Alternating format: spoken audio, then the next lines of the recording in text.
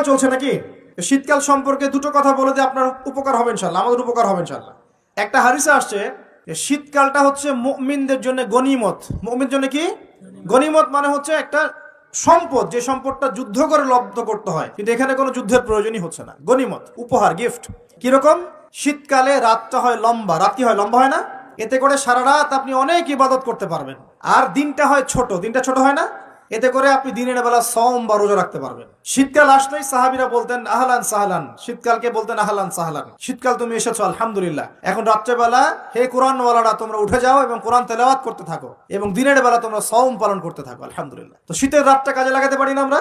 রাতের একটা অংশ ঘুমিয়ে যাবেন, শেষ অংশে উঠে তাহাজ্জুদ পড়বেন এবং কোরআন তেলাওয়াত করবেন এবং আল্লাহর কাছে হাত তুলে দোয়া করবেন। ইনশাআল্লাহ শেষ অংশে, রাতের শেষ অংশে আপনি যে দোয়াই করবেন, আপনার রিজিক যদি হালাল হয় ইনশাআল্লাহ কবুল হয়ে যাবে।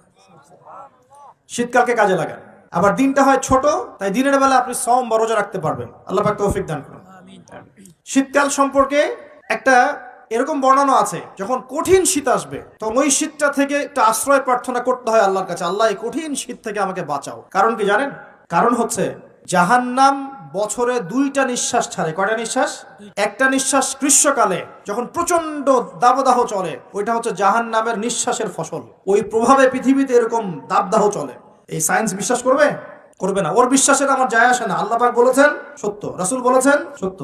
আরেকটা হচ্ছে শীতকালে যখন প্রচন্ড ঠান্ডা, তখন শীতকালে জাহান্নামের এমন একটা জায়গা আছে যেটা কিন্তু শীতল জায়গা। জাহান্নামের পুরো জায়গাটাই কিন্তু আগুন নয়, এমনও জায়গা আছে যেটা কি খুব শীতল। ওই শীতল অংশ শ্বাস ছাড়লে এই যে পৃথিবীতে সেই এই শীতের একটা প্রভাব চলে আসে, প্রচন্ড ঠান্ডার শৈত্য প্রভাব চলে আসে। এটা হয়তো অনেকে বিশ্বাস করবে না, মনে করবে যে ধর্মান্ধ কথাবার্তা। হাদিসে আছে নবী সাল্লাল্লাহু আলাইহি ওয়াসাল্লাম বলেছেন, কে সত্যবাদী? এই পুরো সভ্যতা না রাসূল সাল্লাল্লাহু আলাইহি ওয়াসাল্লাম? এই বিশ্বের সমস্ত মানুষ সত্যবাদী বেশি না আল্লাহর রাসূল বেশি সত্যবাদী? বাস, আর কোনো দরকার আছে কথা? শীতকালটা কাজে লাগাই। এই শীতকালে আমি একটা আমল বলে দিই প্রিয় ভাইরা। শীতকালে নবী সাল্লাল্লাহু আলাইহি ওয়াসাল্লাম এই যে তাহাজ্জুদ পড়তে উৎসাহিত করেছেন, সওম রাখতে উৎসাহিত করেছেন, এবং সাহাবীরা কোরআন তেলাওয়াত করতে উৎসাহিত করেছেন। একটা হাদিসে আছে তিনটা কাজ মানুষের গোনার একটা বড় বড় অংশকে মিটিয়ে দিবে। 1 নম্বর কাজ হচ্ছে সংকটকালীন অবস্থায় দান। মানে আপনার দান করার এখন সামর্থ্য খুব কম, টাকা পয়সার টানা হেঁচড়া আছে, এখন আপনি দান করছেন, এই দানের বিনিময়ে আল্লাহ পাক গুনাহ আপনার মাফ করে দিবেন ইনশাআল্লাহ। 2 নম্বরটা হচ্ছে যে কঠিন গরম পড়েছে, এই গরমের দিনে আপনি রোজা রেখেছেন, তৃষ্ণার্ত থেকেছেন, এই গরমে রোজা রাখার কারণে আপনার গুনাহ মাফ হয়ে যাবে ইনশাআল্লাহ। আরেকটা কাজ হচ্ছে প্রচন্ড শীতকাল, এই যে এখন শীতকাল পড়ছে, এই শীতকালে আপনি ঠান্ডা পানিতে ওযু করছেন কষ্ট করে, এই ওযুর বদৌলতে আপনার গুনাহগুলো মাফ হয়ে যাবে ইনশাআল্লাহ। এই 3টা কাজ শীতকালে পাওয়া যাচ্ছে না? 3 নম্বর কাজটা শীতকালে পাওয়া যাচ্ছে না, যে শীতের সময় পূর্ণাঙ্গ রূপে ওযু করলে আপনার গুনাহগুলো মাফ হয়ে যাবে ইনশাআল্লাহ। তো শীতকালে মাশাআল্লাহ আমাদের ওয়াজ মাহফিলগুলো হবে, ওয়াজ মাহফিলগুলোতে অ্যাটেন্ড করবেন, ঈমান রিচার্জ করবেন, রাতের বেলা তাহাজ্জুদ পড়বেন ইনশাআল্লাহ, তাড়াতাড়ি ঘুমিয়ে যাবেন যাতে করে শেষ রাতে আপনি উঠতে পারেন। রাতটা লম্বা হবে, একটা অংশে কোরআন তেলাওয়াত করবেন, একটা অংশে দোয়া করবেন ইনশাআল্লাহ তাআলা। আল্লাহ পাক দুনিয়া আখিরাতের যত হাজত আপনার পূর্ণ করে দিবেন ইনশাআল্লাহ। আর দিনের বেলা সম্ভব হলে সওম রাখবেন। আরেকটা কাজ আমাদের করা উচিত, এটা আমি মাহফিলের মাধ্যমে অ্যানাউন্স করছি, আমাদের উচিত শীতকালে আশপাশে যে দরিদ্র শীতার্থ মানুষগুলো আছে, স্পেশালি গ্রামাঞ্চলে, দেশের উত্তরাঞ্চলে কিন্তু প্রচুর শীত পড়ে, এরকম বিভিন্ন অঞ্চলে কিন্তু প্রচুর শীতার্থ মানুষ আছেন। এই শীতার্থ মানুষদের জন্য সামর্থ্যবানদের উচিত হবে শীত বস্ত্রের ব্যবস্থা করা। কম্বল হোক, অন্যান্য গরম কাপড় হোক, এগুলোর ব্যবস্থা করে বিভিন্ন ফাউন্ডেশন বা সংগঠন বা পলিটিক্যাল অ্যাসোসিয়েশন বা মসজিদ মাদ্রাসা এগুলোর উদ্যোগে এই শীত বস্ত্রগুলো মানুষের মাঝে বিতরণ করার চেষ্টা করতে হবে ইনশাআল্লাহ তাআলা। পারা যাবে না ইনশাআল্লাহ?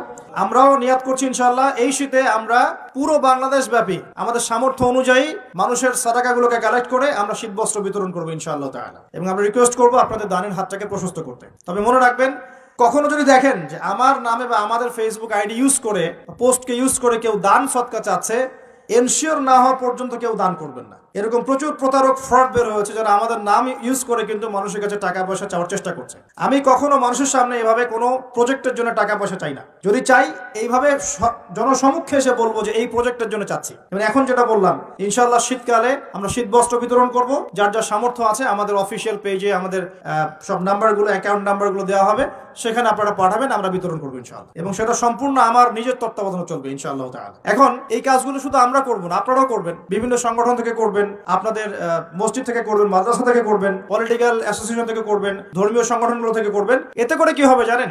নবী সাল্লাল্লাহু আলাইহি ওয়াসাল্লাম বলেছেন, আপনি যদি মানে কোনো বান্দা যদি অন্য মুসলিম ভাইয়ের কোনো হাজত প্রয়োজন পূরণ করে দেয়, আল্লাহ রাব্বুল আলামিন কিয়ামতের মাঠে তার হাজত পূরণ করে দিবে ইনশাআল্লাহ। অন্য বর্ণনায় আছে দুনিয়া এবং আখিরাতে আল্লাহ পাক তার হাজত পূরণ করে দিবেন ইনশাআল্লাহ। একটা হাদিসে এসেছে, একজন বান্দা যতক্ষণ মুসলিম ভাইয়ের প্রয়োজন পূরণ করে, আল্লাহ রাব্বুল আলামিন ততক্ষণ পর্যন্ত তার প্রয়োজন পূরণ করে থাকেন। অতএব অন্যের মুখে হাসি ফোটানোর নিমিত্তে এই শীতার্থ মানুষগুলোর পাশে আমাদের দাঁড়ানো উচিত। আল্লাহ পাক আমাদেরকে তৌফিক এনায়েত করুন। শীতকালে এই কাজগুলো করবেন। আর শীতকালে কিন্তু কিছু কিছু নোংরামি কাজ হয়, এই কাজগুলো বর্জন করতে হবে। পারবেন না ইনশাআল্লাহ? এক নম্বর নোংরামিটা হচ্ছে, শীতকালে দেখবেন এমন কিছু মানে অনুষ্ঠানের আয়োজন করা হয় যেগুলোতে মানে অপসংস্কৃতির বাদ্যযন্ত্র বাজতে থাকে। খেয়াল করে স্পেশালি দেখবেন গ্রামে গঞ্জে কিছু কিছু পিকনিক আয়োজন করে, এগুলোতে দেখবেন এমন গান বাজনা বাজায়, ডিজে গান বাজায় যে মানুষের সারা রাত ঘুম হারাম হয়ে গেছে। হয় না এরকম?